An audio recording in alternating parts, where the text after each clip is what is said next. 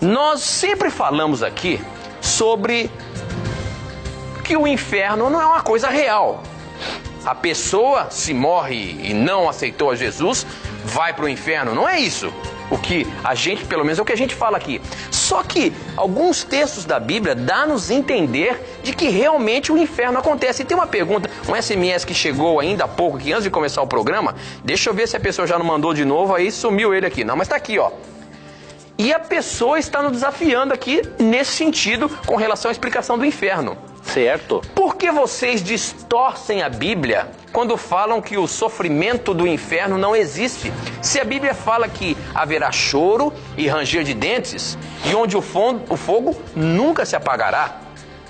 Como duvidar do inferno? E eu acabei de ler aqui, professor, um texto de Judas que realmente nos deixa claro que o inferno existe, até porque os anjos caídos estão presos lá. Será que é isso mesmo? Você viu que eu li aqui no começo do programa, né? Sim. Lembre dos anjos que não ficaram dentro dos limites da sua própria autoridade, mas abandonaram o lugar onde moravam. Eles estão amarrados com correntes eternas lá embaixo, na escuridão, onde Deus os está guardando, onde Deus o está guardando para aquele grande dia em que serão condenados. Isso dá-nos a entender de que existe o inferno e que eles estão presos lá, acorrentados. Como explicar isso, meu amigo? Vamos lá, meu amigo e nosso querido telespectador ou telespectadora que enviou essa pergunta. Deixa eu ver se tem o nome dela aqui. Tem sim, é a Lucidalva de Goiânia. Lucidalva. Obrigado, Lucidalva, por sua pergunta. Vamos analisar a sua primeira afirmação, de que nós distorcemos a Bíblia. Na verdade, Lucidalva, não estamos distorcendo a Bíblia. O que estamos fazendo é apresentar este assunto partindo de dois pressupostos bíblicos e que são imutáveis. O primeiro é de que a natureza humana, ela é holística, ou seja, ela é integral. O ensino bíblico é de que o ser humano é um todo inseparável e quando há a separação do físico, mental e espiritual, ocorre a morte.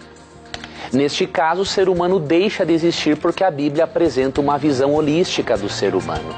Ali em Tessalonicenses 5, 23 e 24, na primeira carta, Paulo diz que todos os aspectos do ser devem ser santificados. E já em 1 Coríntios 15, 51 a 55, aprendemos que a salvação, a redenção final, inclui também a salvação e a redenção do corpo. Portanto, o ensino de um inferno eterno, atormentando pecadores conscientes após a morte, ele é antibíblico porque, primeiramente, ele vai totalmente contra o ensino bíblico que apresenta a natureza humana como sendo holística. O segundo pressuposto do qual partimos é o de que o juízo final ainda não começou. Sim, o juízo final, momento em que os maus serão castigados no lago de fogo para depois serem destruídos, ele não começou ainda. Então, por exemplo, veja o que diz Atos 17, 31. Pois estabeleceu um dia em que há de julgar o mundo com justiça, por meio do homem que designou, Jesus, não é? E deu provas disso a todos, ressuscitando dentre os mortos. Aqui de forma clara é dito que Deus estabeleceu um dia no futuro em que há de julgar os mortos. Ou seja, o juízo final, a execução é depois, não é agora. Tanto que se você ler com atenção 2 Pedro 2,4, ali é dito que os anjos maus estão reservados para o dia do juízo. Então partimos desses dois pressupostos, do ensino bíblico holístico sobre a natureza humana e do ensino bíblico do juízo final que ocorrerá depois da segunda vinda de Cristo. Então veja, não é uma distorção da Bíblia. Agora, como entender alguns textos que aparentemente falam do inferno? Eu recomendo que primeiramente você tenha esses pressupostos claros na sua mente. Em segundo lugar, vamos ler com atenção esse texto que Tito leu para nós em Judas, capítulo 1, verso 7.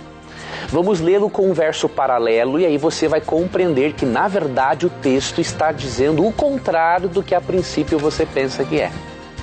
Então, Judas capítulo 1, e tem um capítulo, verso 7, diz assim: de modo semelhante a estes, Sodoma e Gomorra e as cidades em redor se entregaram à imoralidade e a relações sexuais antinaturais, estando sobre o castigo do fogo eterno.